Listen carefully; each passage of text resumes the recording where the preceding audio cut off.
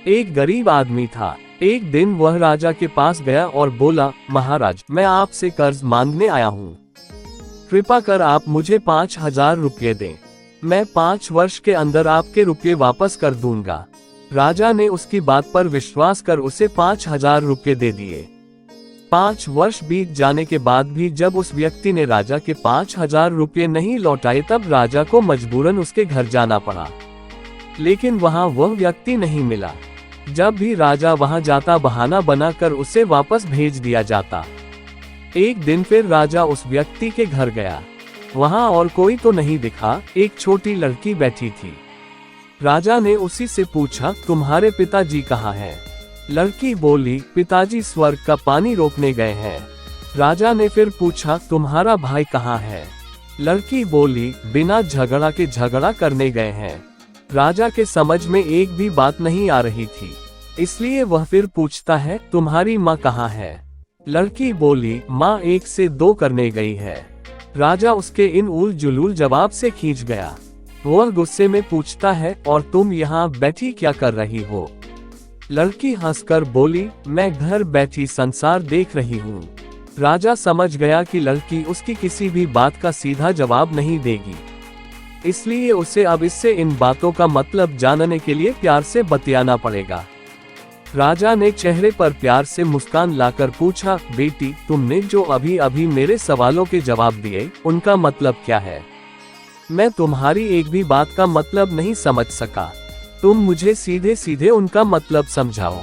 लड़की ने भी मुस्कुराकर पूछा, अगर मैं सभी बातों का मतलब समझा दूं तो आप मुझे क्या देंगे? राजा के मन में सारी बातों को जानने की तीव्र उत्कंठा थी। वह बोला, जो मांगोगी वही दूंगा।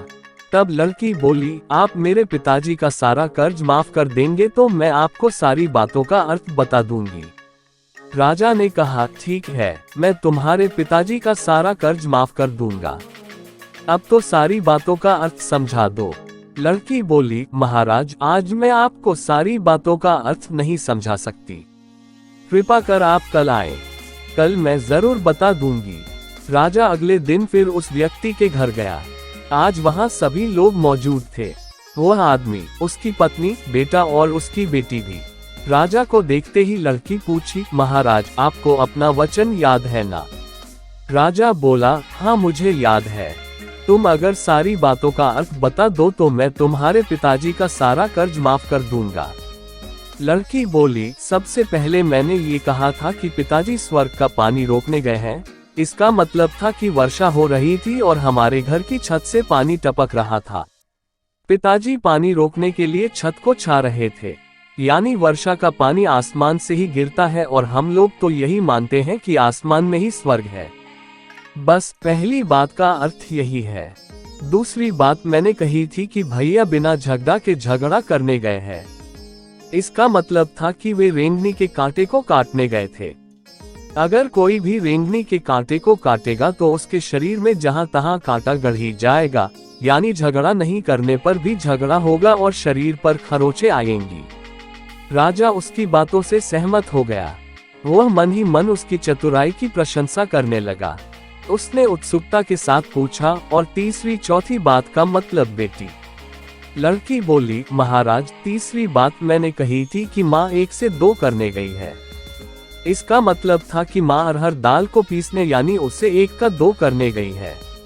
अगर साबुत दाल को पीसा जाए तो 1 दाना का 2 भाग हो जाता है, यानी यही था 1 का 2 करना।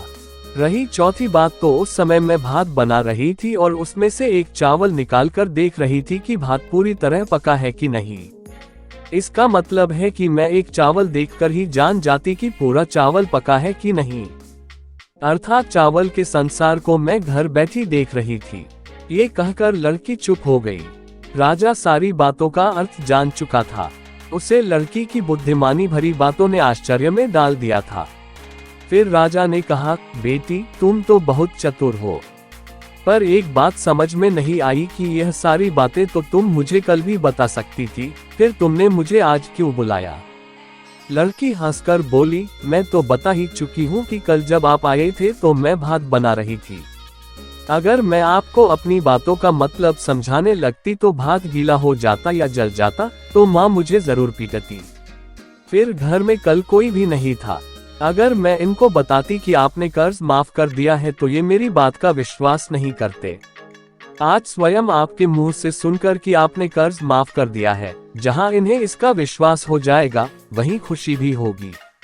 राजा लड़की की बात सुनकर बहुत ही प्रसन्न हुआ। उसने अपने गले से मोतियों की माला निकाल उसे देते हुए कहा, बेटी ये लो अपनी चतुराई का पुरस्कार।